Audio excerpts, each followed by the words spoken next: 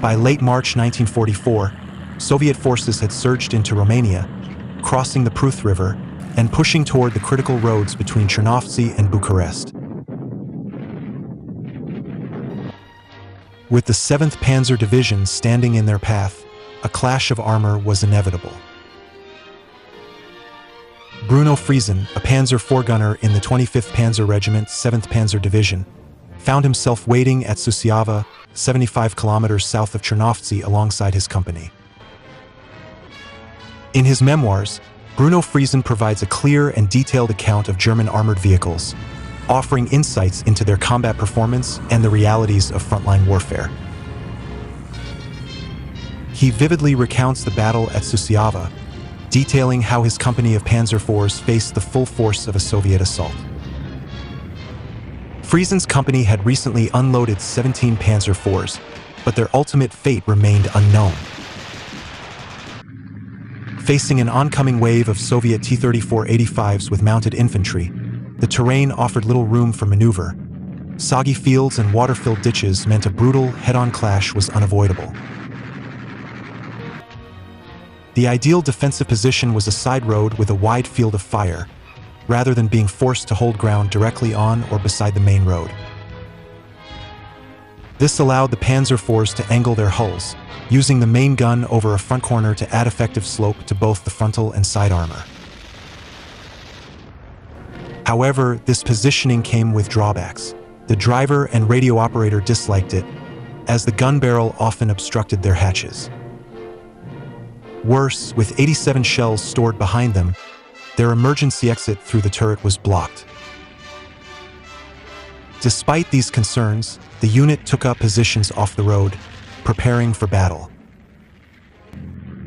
At around 10 a.m., the first T-34-85s appeared, 19 tanks in a column, accompanied by infantry. The priority was clear: take out the tanks first, knowing their destruction would also cripple much of the infantry. If needed, the machine gun would handle the rest.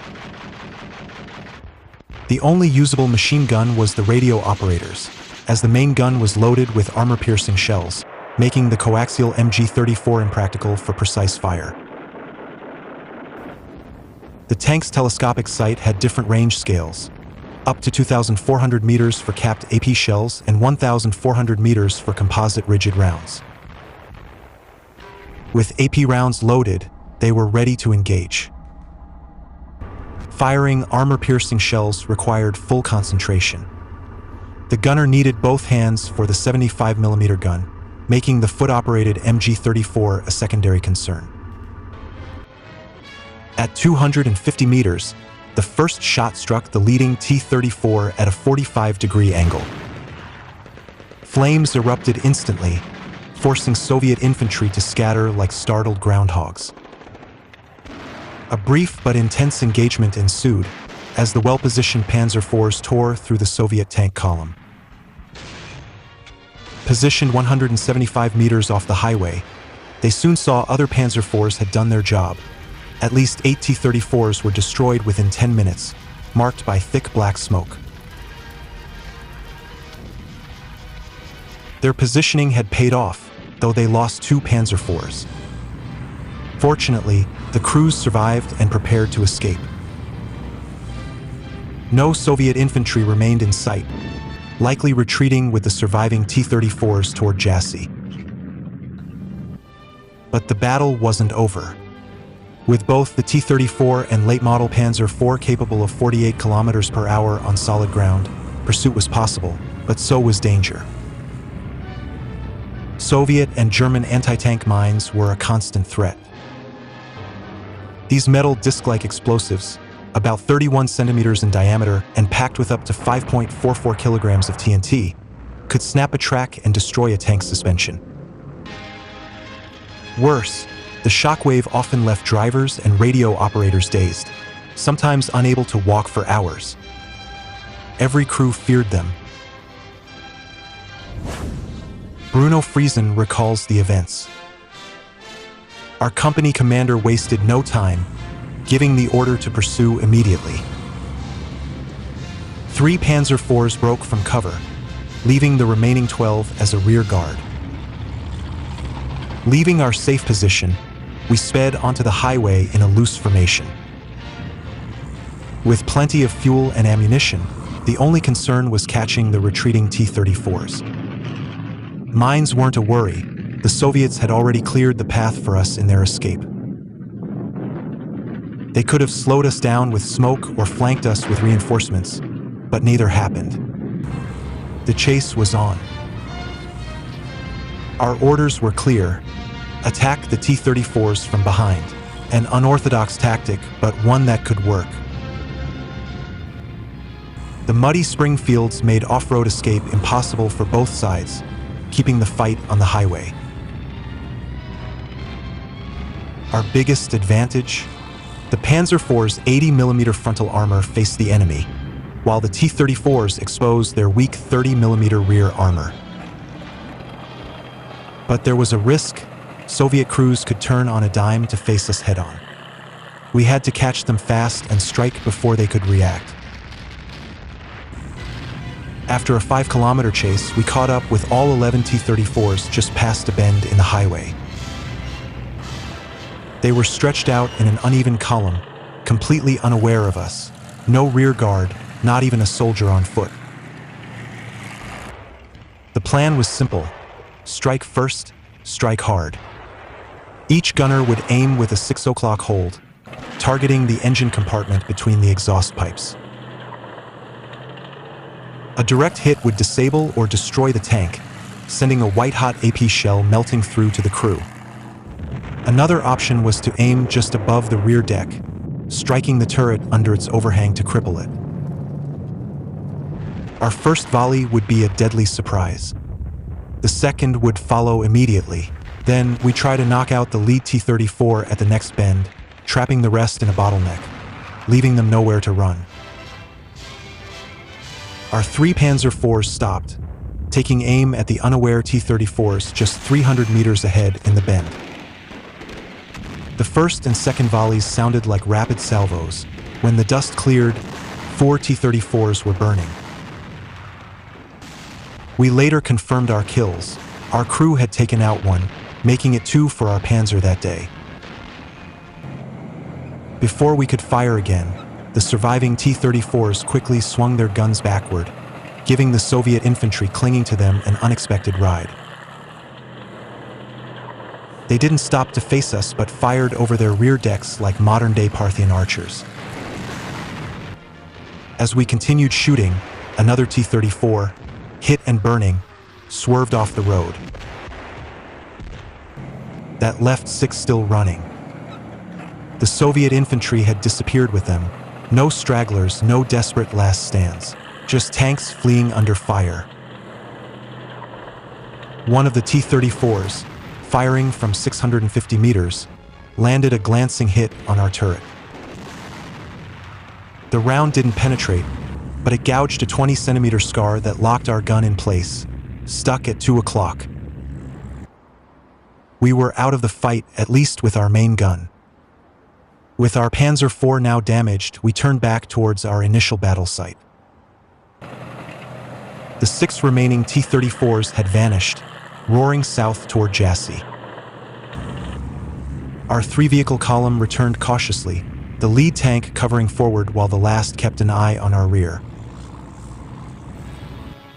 Back at our original position, our company commander's 12 Panzer IVs were still there, hidden along a forestry service road. Their guns were trained on the highway, some facing north, others south. Crews remained on high alert, their tanks camouflaged with branches. A tense calm settled. The battle wasn't over yet. However, the Soviets wouldn't let us go unchallenged. Their reinforcements were coming, guided by the thick, black smoke rising from their destroyed tanks. They knew we were stuck on the highway, the very road that had just cost them 13 T-34s. We expected Katyusha rocket fire, the dreaded Stalin's organ, but instead, 12-centimeter mortars rained down on us. These high-explosive rounds, fired from nearly 6 kilometers away, were devastating, and we couldn't fire back. A Panzer IV was built for direct fire, not counter-battery work. Somewhere ahead, a Soviet recon unit was watching, guiding the bombardment. We were pinned down, helpless against one of the war's deadliest weapons. The Panzer IV had a major Achilles heel, its rear deck. A thin stowage bin behind the turret offered no protection, and the engine vents were wide-open targets. A well-placed explosive or Molotov cocktail could cripple the tank. That's why stacking fuel cans back there was suicidal. Soviet mortar shells rained down but failed to score direct hits. Their goal? Flush us out. Fortunately, the trees absorbed most blasts, and shrapnel wasn't enough to cause real damage. We held our ground for now. At 11:15 a.m., our company commander made the call. No more waiting. With 14 Panzer IVs, he turned defense into offense. Better to strike first than be the target. Since our gun was disabled, we were ordered to destroy our tank, once the Soviets focused on the departing force. That explosion would buy us time to escape on foot. We salvaged only the MG-34 and 600 rounds, leaving behind 2,550 rounds and a mortar-riddled stowage bin. The 1-kilogram demolition charge, strapped under the gunner's seat, was my responsibility. I pulled the igniter 90 seconds. No time to transfer 75mm shells. The explosion tore the tank apart, turret lifted from the hull. A damn shame. With that, we left the highway at Suceava, following the railroad tracks westward toward Guru Himarlui and beyond. As we headed for the Carpathians, we still heard the bark of tank cannons behind us. I never learned the fate of the 14 Panzer IV crews, 70 men, who covered our escape after the battle at Suceava in April 1944. The eastern Romanian front remained stable until August 20th, 1944, when the Soviets launched their offensive to crush Axis forces in southeastern Europe. By July 1944, the 7th Panzer Division had already moved to Lithuania. This engagement was just one of many for Bruno Friesen, a Canadian-born tank crewman who fought for Germany. Born in Canada to Ukrainian immigrants of German descent, Bruno's life took a dramatic turn when his family moved to Germany in 1939, lured by the promises of the Reich. In 1942, he was drafted into the German army, serving in both the Panzer IV and Jagdpanzer IV. His memoir offers a rare perspective, that of a soldier from an allied nation fighting for the Axis. With clear, detailed writing, he describes the combat performance of German armored vehicles and their realities on the front line.